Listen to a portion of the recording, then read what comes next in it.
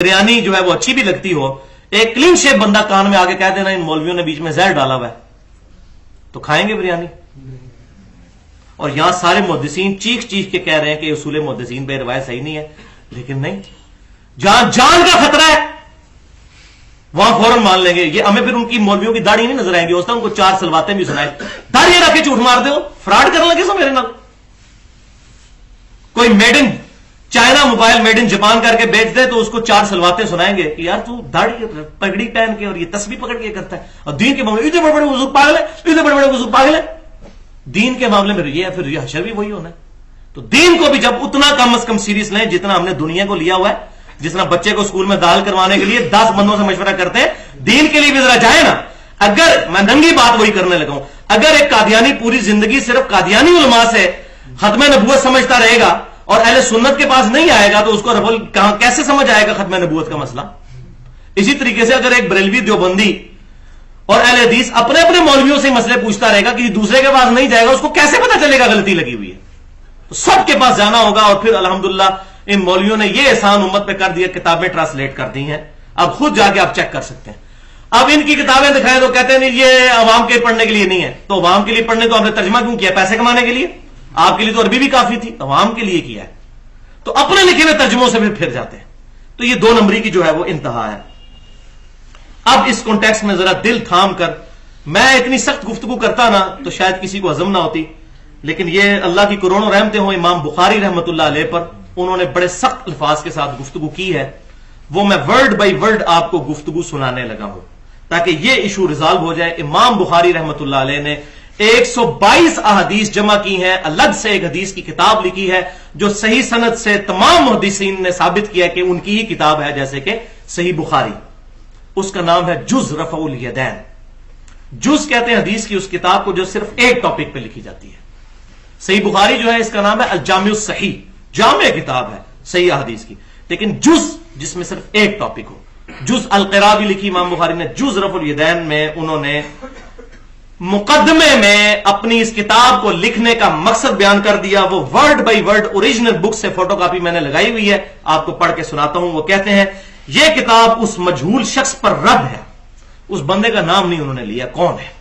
ऐन मुमकिन है उनके जमाने में कोई ऐसा शख्स हो, जैसा कि इब्न जोजी रहमतुल्लाह के जमाने में एक यजीदी था, तो उसके खिलाफ इमाम इब्न जोजी ने वो किताब लिखी शोराफाक, ये उस सरकश का रद है जो यजीद को बुरा कहने से मना करता है। तो हो सकता है कि इमाम बुखारी के जमाने में भी ऐसा कोई सरकश हो। तो कहते हैं ये उस मजहूर शख्स पर रद है जिसने नमाज में रुकू के वक्त और रुकू से सर उठाने के बाद वाले रफुल यदैन का इनकार किया।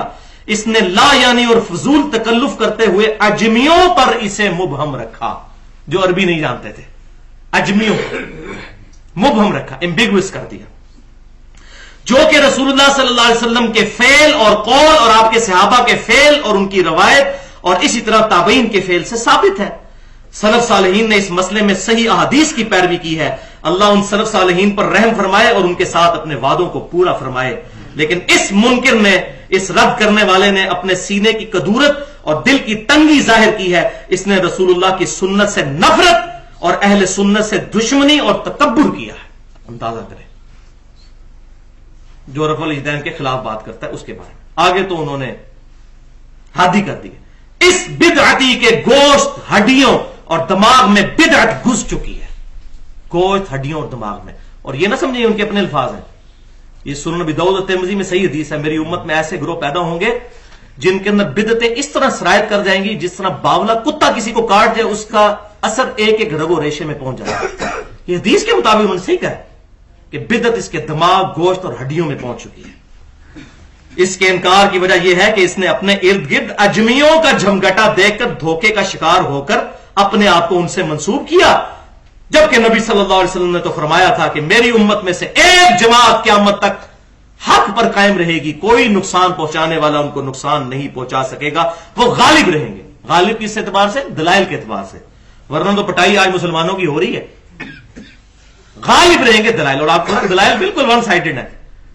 जेड़ा बुखारी पढ़ता है गुमराह हो जाता है, कहना ना बुखारी मुस्लिम डायरेक्ट ना पढ़ो, हदीस डायरेक्ट ना पढ़ो, बंदा गुमराह हो जाता है। तो ये ठीक कह रहे होते हैं, बेसिकली गुमराह हो जाता है, उनको रास्ते को गुमराही का नजर आ रहा है।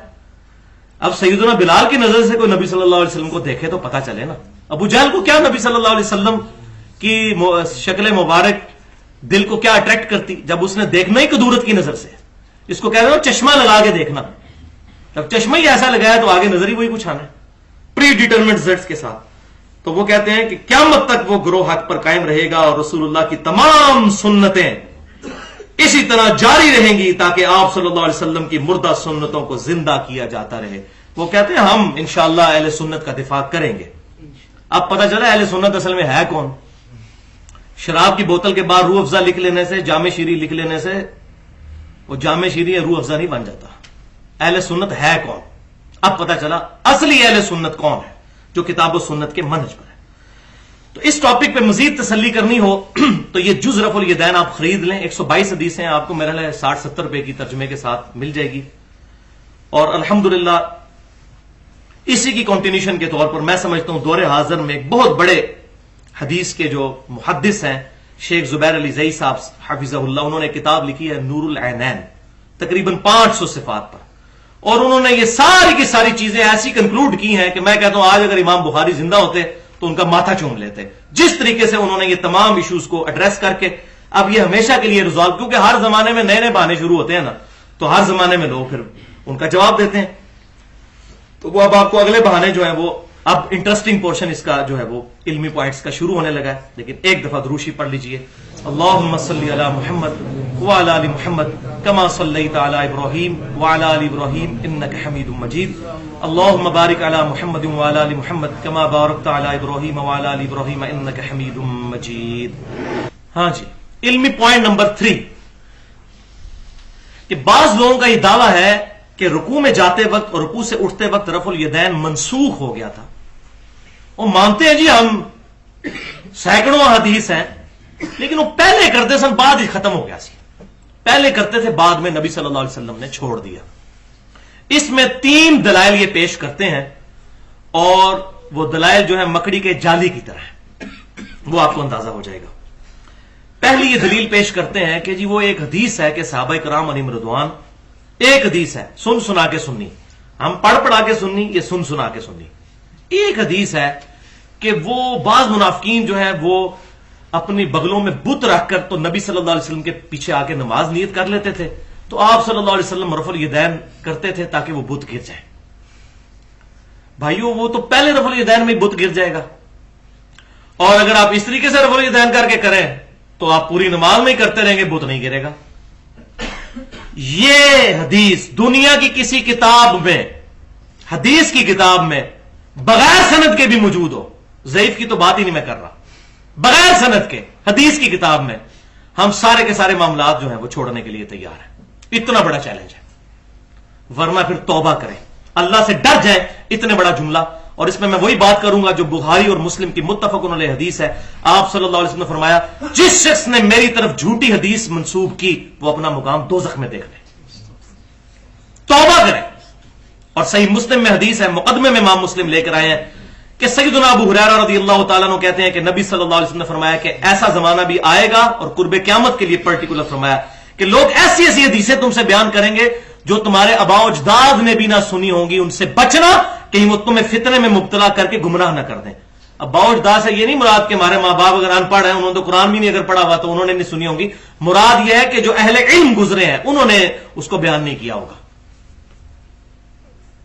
اگر وہ پڑھیں گے نہیں قرآن حدیث تو آباء و اجداد کو کہاں سے پتہ چلے گا. مراد یہ ایسی حدیثیں ہوں گی جو کہیں موجود ہی نہیں ہوں گی، اور انہی میں سے یہ ہے. اور الحمدللہ میرے نبی صلی اللہ علیہ وسلم کی خوشخبری جو تھی، قیامت کی نشانیوں میں سے ایک جو نشانی تھی وہ ہمیں اس حدیث کی شکل میں نظر آ رہی ہے جو بالکل منسوب کی جھوٹی، کہ مکے میں رفع الیدین ہوتا تھا، مدینے میں نہیں ہوتا تھا، وہاں بت رکھ کے آتے تھے. اور حالانکہ بخاری اور مسلم میں ان راویوں نے ان احادیث کو بیان کیا جو فتح مکہ کے بھی بعد مسلمان ہوئے ہیں، جب پورے عرب میں ریولوشن آ چکی تھی، پروفٹ صلی اللہ علیہ وسلم کا ہولڈ ہو چکا ہوا تھا. اس وقت کسی کی مجال تھی کہ بت رکھ کے آتا، لیکن جھوٹ کے کوئی پاؤں نہیں ہوتے. دیکھ لیں اب آپ سیدنا مالک ابن حویرث رضی اللہ تعالیٰ عنہ غزوہ تبوک کے موقع پر مسلمان ہوئے. بخاری اور مسلم میں وہ کانوں تک والی حدیث رکوع میں جاتے وقت رکوع سے اٹھتے وقت بیان کرتے ہیں. وائل بن حجر کی صحیح مسلم میں حدیث ہے، وہ بھی رفع الیدین والی. یہ بھی 9 ہجری کے اندر مسلمان ہوئے، اور پھر یہ اگلے سال دوبارہ آئے سردیوں کے موسم میں، اور چادروں میں رفع الیدین کرتے ہوئے دیکھا. اور وہ کہتے ہیں میں پرٹیکولر آیا اس لیے تھا کہ میں نبی صلی اللہ علیہ وسلم کی نماز کا طریقہ دیکھوں. سنن نبی داؤد اور سنن نسائی میں یہ ڈیٹیل موجود ہے. پچھلے لیکچر میں نے ڈیٹیل کے ساتھ بیان کیا. اب دوسری قسم کی احادیث جو ڈاکٹر طاہر القادری صاحب نے پیش کی ہیں منہاج السوی میں اپنے مسلک کو ثابت کرنے کے لیے، وہ بھی ذرا سن لیجئے. وہ عدم ذکر والی احادیث،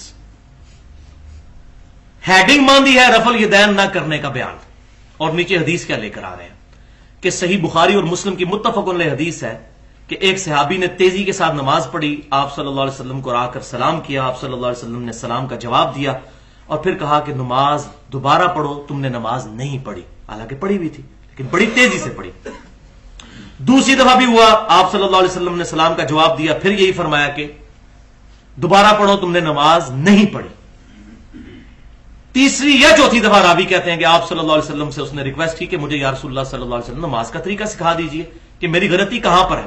تو آپ صلی اللہ علیہ وسلم نے فرمایا کہ جب تم نماز کا ارادہ کرو تو اچھے طریقے سے وضو کرو، پھر قبلہ رخ ہو کر کھڑے ہو اور اللہ کی تکبیر کہہ کر نماز شروع کرو، اور آسانی سے جو قرآن میسر ہو وہ پڑھو، پھر سکون کے ساتھ رکوع میں جاؤ، پھر رکوع سے کھڑے ہو تو بالکل سیدھے کھڑے ہو جاؤ سکون کے ساتھ، وہی ہاتھ چھوڑ کر ہی کھڑے ہونا ہے قومے میں، حتیٰ کہ ہر ہڈی اپنی جگہ پر آ جائے، جو ابو حمید سعدی رضی اللہ تعالیٰ عنہ بھی کہتے ہیں. اس کے بعد سکون سے سجدہ کرو، پھر دو سجدوں کے درمیان بھی سکون سے بیٹھو. یعنی وہ تیزی تیزی سے نماز پڑھ رہے تھے تو آپ صلی اللہ علیہ وسلم نے ان کو ایک ایک رکن سکھایا جس میں وہ تیزی کر رہے تھے. پھر دوسرا سجدہ کرو، اس کے بعد بھی سکون سے بیٹھ جاؤ، اور پھر اس کے بعد دوسری رکعت کے لیے کھڑے ہو.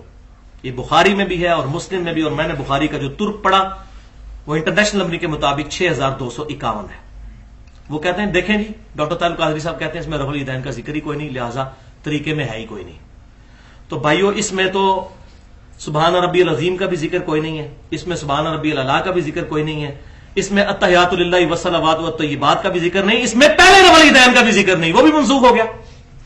جھوٹ کے پاؤں نہیں نہ ہوتے. یہ تو ان کی غلطی ان کو بتائی جا رہی تھی کہ وہ کہاں پر غلطی کر رہے ہیں، وہی غلطی تو ایڈریس کرنی تھی. تو اس کو کہا جاتا ہے عدم ذکر، کہ یہاں پر جس چیز کا ذکر ضروری تھا وہی کیا، باقی کا ذکر عدم ہے. یعنی وہ جس کو ہم کہتے ہیں انڈرسٹوڈ ہے کہ وہ تو کام کرنا ہی کرنا ہے لیکن تمہاری یہ غلطی ہے، اس کو دور کرو. یہ روایتیں پیش کرتے ہیں اور کہتے ہیں رفع الیدین کا ذکر نہیں، پہلے کا بھی نہیں ہے.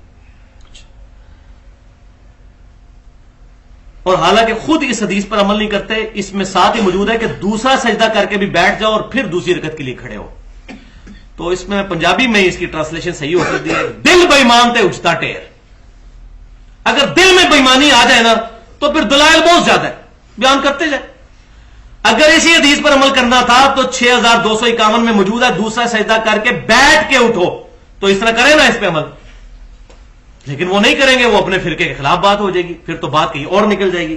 تو دل بےمان تے حجتا ٹیر، یعنی اگر دل میں بےمانی ہو تو پھر دلائل بہت سے گھڑے جا سکتے ہیں. اسی طریقے سے بخاری اور مسلم سے ایک اور حدیث پیش کرتے ہیں، اس پہ امام بخاری نے باب باندھا ہوا ہے تکبیرات کا بیان، کہ سیدنا ابو ہریرہ رضی اللہ تعالیٰ عنہ جب بھی نماز شروع کرتے تو اللہ اکبر کہتے، رکوع میں جاتے تو اللہ اکبر کہتے، رکوع سے سر اٹھاتے تو سمیع اللہ لمن حمیدہ ربنا ولک الحمد کہتے، سجدے میں جاتے تو اللہ اکبر کہتے، سجدے سے سر اٹھاتے تو اللہ اکبر کہتے، دوسرے سجدے میں جاتے تو اللہ اکبر کہتے، کرتے کرتے 22 دفعہ اللہ اکبر کہتے. اینڈ پہ وہ کہتے کہ میں تم سب سے زیادہ رسول اللہ صلی اللہ علیہ وسلم کی نماز سے واقف ہوں. آپ صلی اللہ علیہ وسلم اپنی وفات تک اس طریقے سے نماز پڑھتے رہے. وہ کہنا دیکھو جی وفات کا بھی ذکر آ گیا، رفع الیدین تھے کوئی نہیں ہے. وہ بتاتے نہیں کانٹیکسٹ کیا ہے. پورا چیپٹر ہے بخاری اور مسلم میں کہ بنو امیہ کے شریر گورنروں نے تکبیرات کہنے کی سنت چھوڑ دی تھی، ان کو ایڈریس کیا تھا سیدنا ابو ہریرہ نے کہ تم تکبیرات نہیں کہتے کیوں؟ اس میں تو پہلے رفع الیدین کا بھی ذکر کوئی نہیں، تو وہ بھی ختم ہو گیا. پھر اس میں سورۃ الفاتحہ کا ذکر کوئی نہیں، سبحان ربی العظیم کا ذکر کوئی نہیں، سبحان ربی الاعلیٰ کا نہیں. اور مارے بھی بولے بھائی اٹھا کے آ جاتے ہیں وہ جی حدیث نکال دیجیے انہوں نے بخاری مسلم سے. اور میں کہتا ہوں یہ نکالتے رہے تاکہ ہم ان کے اصلی چہرے لوگوں کو بتاتے رہیں کہ یہ آپ امت کے ساتھ کیا کر رہے ہیں. تو یہ تکبیرات کا چیپٹر ہے، اس کو سمجھیں. فزکس کی ایک کتاب ہے، اس میں ایک ریلیٹیوٹی کا چیپٹر ہوگا، ایک ہوگا گریوٹی کا. آپ کو کہ جی گریوٹی کا چیپٹر دیکھیں، اس میں ریلیٹیوٹی کہیں نہیں موجود، وہ چیپٹر ہی گریوٹی کا. ریلیٹیوٹی کے چیپٹر میں ریلیٹیوٹی کی باتیں ہوگی. اسی طریقے سے تکبیرات والا چیپٹر یہ ہے، اور نماز کا رفع الیدین پہ پورا چیپٹر الگ سے ہے بخاری اور مسلم میں، اس میں رفع الیدین والی حدیثیں ملیں گی، اس کی طرف نہیں جاتے اور امت کو دھوکہ دینے کی کوشش کرتے ہیں. میں وہی بات کروں گا وَأَنْتُمْ تَعْلَمُونَ، تم جانتے تو ہو.